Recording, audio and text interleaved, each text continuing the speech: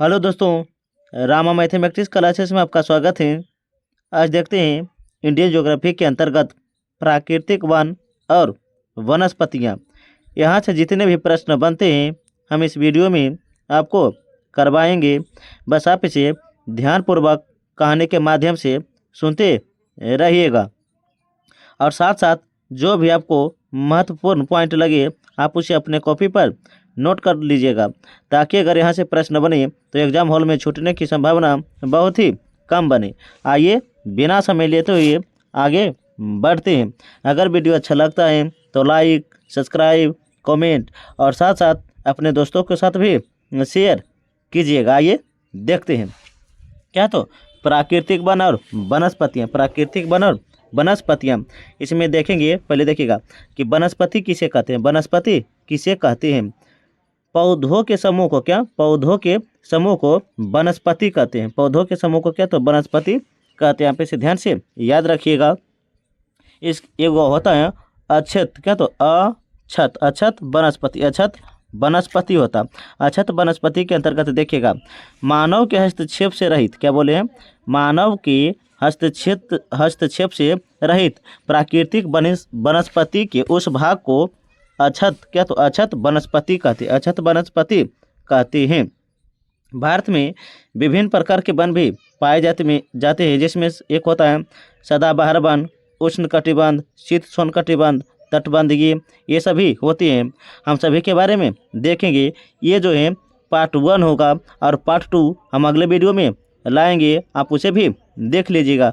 पहले पार्ट 1 को देखते हैं। क्या तो वन देखिएगा, भारत में वन का विस्तार 21.67% है, 21.67% है।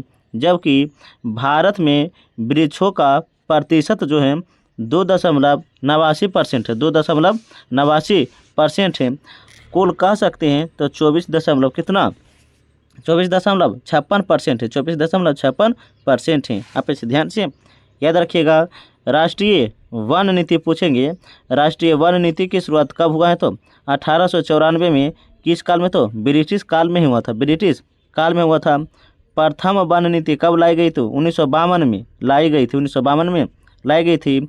नई वन नीति 1988 में लाया गया था, नई वन नीति 1988 में लाई गई थी। यह जो है 30% क्षेत्र की आवश्यकता है, 33%, क्या तो 33% क्षेत्र पर आवश्यक है, 33% क्षेत्र पर आवश्यक है।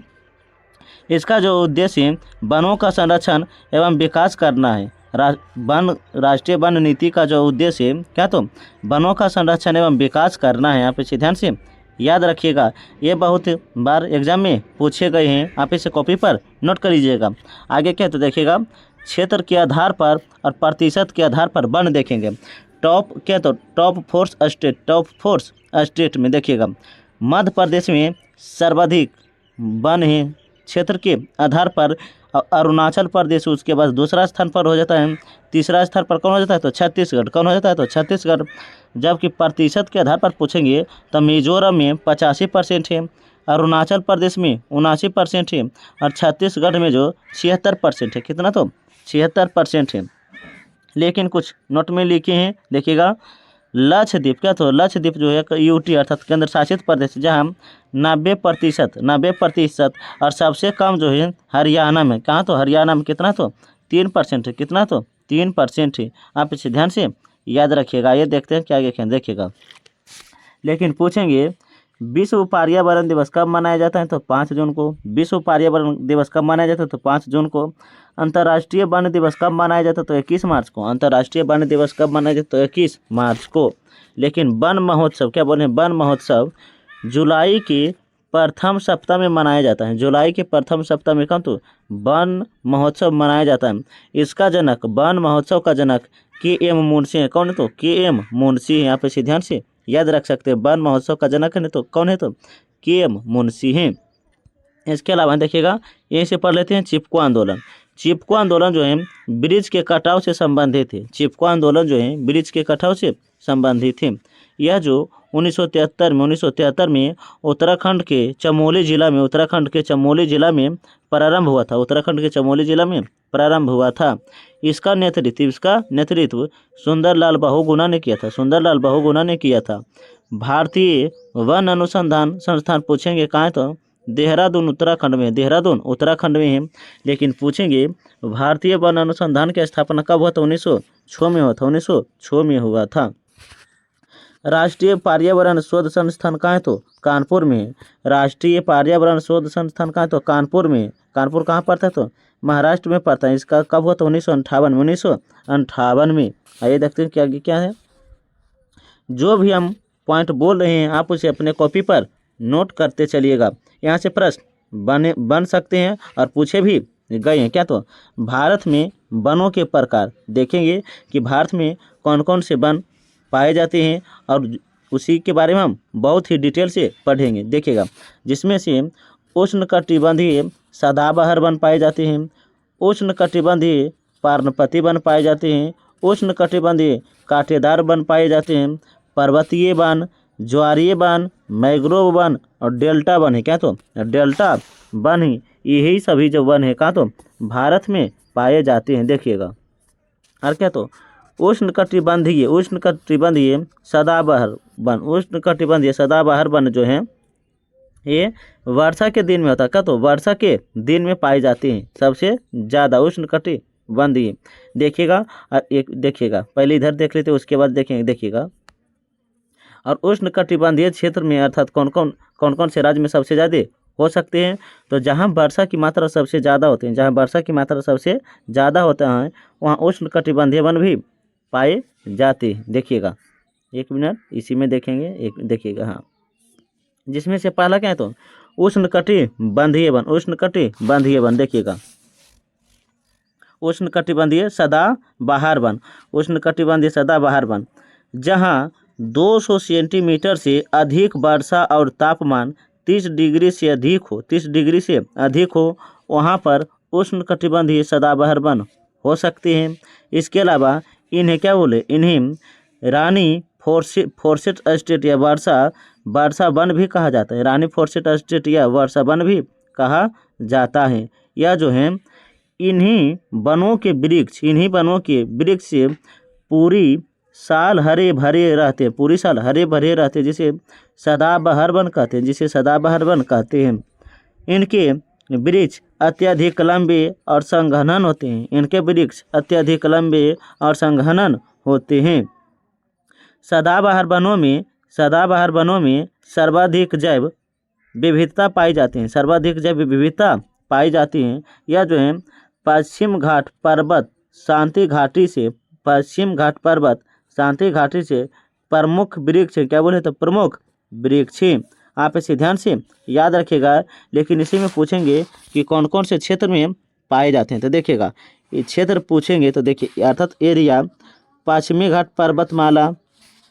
घाट पर्वत, तमिलनाडु और कोरोमंडल, मेघालय, क्या तो आंध्र प्रदेश और तमिलनाडु द्वीप समूह जो है, अंडमान निकोबार द्वीप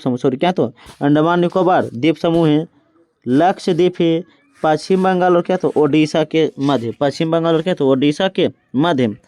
प्रमुख वृक्ष है रोडवुड है। क्या तो जिसमें से पहला क्या तो रोडवुड है प्रमुख वृक्ष है। क्या तो महोगनी है, आबूनूस है। क्या तो आबूनूस है, ताड़ है। क्या तो ताड़ है, नारियल है, रबड़ है, सिनकोना या कुनैन है, मलेरिया की भी दवाई है। यहाँ पे ध्यान से याद रखिएगा। ये जो सभी हैं क्या तो उष्णकटिबंधीय सदाबहार वन के पौधे थे और इसी में क्षेत्र देख लिए कि सबसे ज़्यादा कहाँ उगते हैं। आप इसे ध्यान से याद रखिएगा। इसके अलावा हैं मोहनी, रोजवुड, अबनूस, रबड़, सिनकोन, बेत, बांस, जारूत, ये सभी हो सकती हैं। आप इसे ध्यान से याद रखिएगा। आइए देखते हैं कि दूसरा कौन है तो उष्णकटिबंधीय पर्णपाती वन।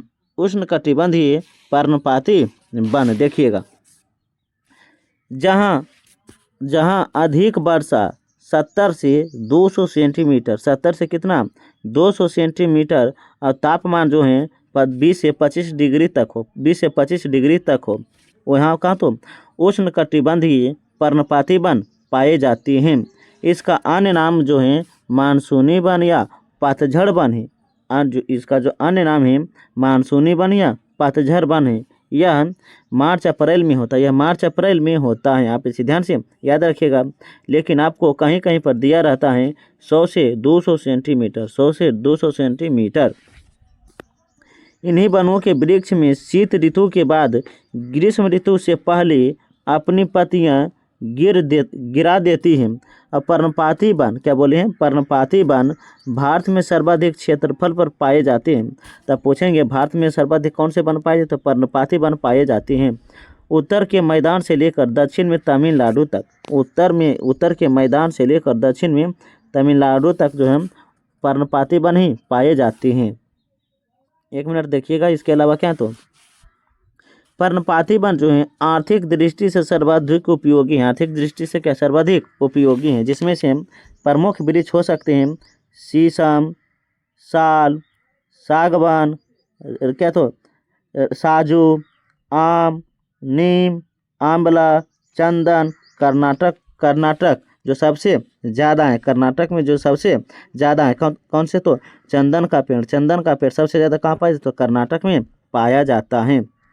इसके अलावा हो सकता है सागवान, सखुआ। एक मिनट लिख देते हैं, आप इसे ध्यान से याद रखिएगा। जिसमें देखिए क्या तो सागवान है, क्या बोले तो देखिएगा दोबारा, सागवान क्या बोले, सागवान, सखुआ, शीशम क्या तो शीशम, आम, महुआ क्या बोले हैं, महुआ, बांस क्या तो बांस, खैर क्या तो खैर। इसके अलावा हैं त्रिफल क्या तो त्रिफल, चंदन क्या तो चंदन, नीम, साल। यही सभी क्या तो पर्णपाती वन के ही वृक्ष हैं। आप इसे ध्यान से याद रखिएगा। इसका दूसरा नाम क्या बोला, तो पतझड़ या पर्णपाती वन, पतझड़ या पर्णपाती वन। यहाँ से प्रश्न पूछे जा सकते हैं कि कौन से वन किस कटिबंध से संबंधित हैं। आइए देखते हैं आगे क्या है, लेकिन इसी में आपको बताते हैं। देखिएगा, पर्णपाती वन या उष्णकटिबंधीय पर्णपाती वन में ही सह्याद्री के पूर्वी ढलान से लेकर प्रायद्वीपीय के उत्तर पूर्वी भाग शिवालिक श्रेणी के सहारे भाबर और तराई प्रदेश में भी इसका विशेष योगदान है। और ये जो है मानसूनी वन है, आपको बता चुके हैं। ये जो क्या तो मानसूनी वन है। आइए देखते हैं क्या आगे क्या तो उष्णकटिबंधीय कांटेदार वन। देखिएगा, इसका अन्य नाम है शंकुधारी वन। उष्णकटिबंधीय कांटेदार का जो अन्य नाम है क्या तो शंकुधारी वन है। जहाँ 70 सेंटीमीटर से कम वर्षा और तापमान जो है 30 डिग्री से अधिक हो, 70 डिग्री से कम या 100 डिग्री या कहीं कहीं दिया रहता है 70 डिग्री से कम या 70 से 100 सेंटीमीटर से कम हो, वहाँ के तो शंकुधारी वन या कांटेदार वन पाए जाते हैं। लेकिन तापमान कितना, तो 30 डिग्री होता है। तापमान कितना होता है, तो 30 डिग्री होता है। लेकिन इसमें होता है इन्हीं वनों ने अपनी पत्तियों को कांटे में परिवर्तित कर लिया है। इसका जो एरिया अर्थात क्षेत्र है राजस्थान, गुजरात, हरियाणा, पंजाब, उत्तर प्रदेश, तमिलनाडु क्या तो तमिलनाडु हैं। यहीं तो पर्णपाती वन पाए जाते हैं, सॉरी क्या तो कांटेदार वन पाए जाते हैं, कांटेदार वन पाए जाते हैं। आप इसे ध्यान से याद रखिएगा। इसके अलावा इसके प्रमुख वृक्ष हो सकते हैं बबूल, जिसमें कांटा होता है, बबूल, खजूर, बेर क्या तो नागमणि क्या तो खेजड़ा, करीम, करेल, झाड़िया, नीम पेड़ क्या तो झाड़िया नीम पेड़ हैं। आप इसे ध्यान से याद रखिएगा। ये जो वन है गुजरात से राजस्थान, पंजाब उन्हीं भागों में मिलते हैं जहाँ 70 से कम वर्षा मिलते हैं। ये खासकर मध्य प्रदेश के इंदौर और आंध्र प्रदेश के कुर्नूल तक पठार तक प्रचलित है। इसके अलावा जो है इसे अर्धचंद्राकार पेटी भी मिलते हैं। यहाँ जो है अर्धचंद्राकार पेटी भी मिलते हैं। कौन से वन में, तो कांटेदार या शंकुधारी वन में ही मिलते हैं। यहाँ की प्रमुख वनस्पतियाँ बता चुके हैं क्या है, तो बबूल, खजूर, बेर, नागमणि क्या तो खेजड़ा, करीम, केरल, झाड़िया, नीम या पेड़ है क्या तो पेड़ है। आप इसे ध्यान से याद रखिएगा। इसके अलावा कहते हैं पर्णपाती वन है। क्या तो पर्णपाती वन, देखिएगा 1 मिनट। क्या तो पर्णपाती वन, देखिएगा इसका पहले क्षेत्र देख लेते हैं। पर्णपाती वन जो है हिमालय पर्वत में जो है जम्मू कश्मीर, क्या बोले हैं तो जम्मू कश्मीर, हिमाचल प्रदेश, उत्तराखंड, सिक्किम, आंध्र प्रदेश, वेस्ट बंगाल है। क्या तो वेस्ट बंगाल है। यह कहाँ है तो पर्णपाती वन है। क्या तो पर्णपाती वन है। इसके अलावा है इसकी जो ऊंचाई अर्थात हाइट है तापमान में कमी आने के कारण होता है। तापमान में कमी आने के कारण होता है 150 मीटर ऊपर, 150 मीटर ऊपर से -1 डिग्री नीचे होता है। -1 डिग्री क्या तो नीचे होता है। आप इसे ध्यान से याद रखिएगा। लेकिन जो इसका एरिया है उत्तर प्रदेश, मध्य प्रदेश, महाराष्ट्र में भी हो सकती हैं। आप इसे ध्यान से याद रखिएगा। आइए देखते हैं कि लेकिन इसी में देख लेंगे यहाँ पर वर्षा कम ज़्यादा होती है। यहाँ पर वर्षा जो होता है कम या ज़्यादा होते हैं। अलग अलग प्रकार के भी वन पाए जाते हैं। अलग अलग प्रकार के वन भी पाए जाते हैं। देखिएगा जिसमें से क्या देखेंगे केवल बर्फ, क्या केवल बर्फ वाले देखेंगे। देखिएगा क्या तो इसकी हाइट जो है 4800 मीटर है। कितना तो 4800 मीटर है। टुंड्रा वनस्पति, काई, घास, लाइकेन, क्या तो लाइकेन है। और इसकी जो हाइट है कोणधारी वन की स्प्रूस, चीर, क्या तो ब्लू पाइन है, फर है, क्या तो सानेवार है। आप इसे ध्यान से याद रखिएगा। जबकि शीतसोन की हाइट जो होता है 250 है। लेकिन इसी में बताए गए हैं यह जो होता है चौड़ी पत्ती वाले वन होता है। देवदार ओ का क्या तो नेपली होती है। आके तो गिरिपद की जो हाइट होता है 1500 मीटर होता है। कितना तो 1500 मीटर। यहाँ सदाबहार वन और पर्णपाती वन पाए जाते हैं। भावर और तराई वाले क्षेत्रों में। आइए दोबारा देख लेते हैं। गिरिपद की ऊंचाई 1500 मीटर, शीतसोन वन की ऊंचाई 2500 मीटर, कोणधारी की 4800 मीटर है। 4000 मीटर। कितना तो 4000 मीटर है। जबकि टुंड्रा वनस्पति की जो ऊंचाई कितना है, तो 4800 मीटर है। 4800 मीटर यहाँ पे ध्यान से याद रखिएगा। आइए देखते हैं ज्वारीय वन या मैंग्रोव वन या डेल्टा वन। ज्वारीय वन, मैंग्रोव वन या डेल्टा वन। देखिएगा 1 मिनट। देखिए क्या तो ज्वारीय वन या मैंग्रोव वन या डेल्टा वन। इसका जो पहले क्षेत्र देखेंगे, इसका क्षेत्र जो है नदियों के डेल्टाओं एवं दलदले वाले क्षेत्र में होता है। इसका जो समूह है क्या तो खारा जल होता है। यहाँ के वन समुद्र में डूब जाते हैं। भारत में कहाँ, लेकिन पूछेंगे भारत में कहाँ होते हैं तो देखिएगा सुंदरबन डेल्टा सर्वाधिक क्षेत्र है। गुजरात के कच्छ दलदल में, क्या तो दलदल में है। गोदावरी आंध्र प्रदेश में पड़ता है। गोदावरी कहाँ तो आंध्र प्रदेश में पड़ता है। महानदी ओडिशा में पड़ता है। कावेरी तमिलनाडु में पड़ता है। कावेरी कहाँ तो तमिलनाडु में पड़ता है। आइए देखिए क्या तो गोदावरी, महानदी, कावेरी नदियों के डेल्टाओं पर हैं। आप इसे ध्यान से याद रखिएगा। लेकिन इसी में देखेंगे प्रमुख वृक्ष ज्वारीय वन या मैंग्रोव वन या डेल्टा वन में प्रमुख वन जो है मैंग्रोव हैं, सुंदरी हैं, क्या तो कसूरीना वृक्ष हैं। इसके अलावा मैंग्रोव वन में बंगाल टाइगर, क्या तो बंगाल टाइगर जो राष्ट्रीय पशु के लिए जाना जाता है। इसकी जो टाइगर प्रोजेक्ट की जो स्थापना हुआ था 1973 में हुआ था। कब हुआ था? टाइगर प्रोजेक्ट की स्थापना 1973 में हुआ था। सर्वाधिक मैंग्रोव वन वाला राज्य कहाँ तो पश्चिम बंगाल और गुजरात है। मैंग्रोव वन वाला राज्य कहाँ तो पश्चिम बंगाल, क्या तो गुजरात है। सर्वाधिक मैंग्रोव वन वाला देश पूछेंगे तो भारत और बांग्लादेश है। तो पूछेंगे यहाँ पर सर्वाधिक मैंग्रोव वन वाला राज्य तो होगा क्या तो पश्चिम बंगाल, गुजरात।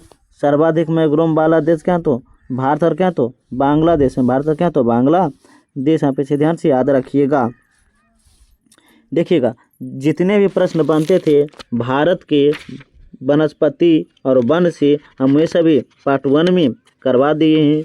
अब अगले वीडियो में हम लाएंगे पार्ट 2 जो होगा महेश बर्नवाल के बुक से इंडियन ज्योग्राफी।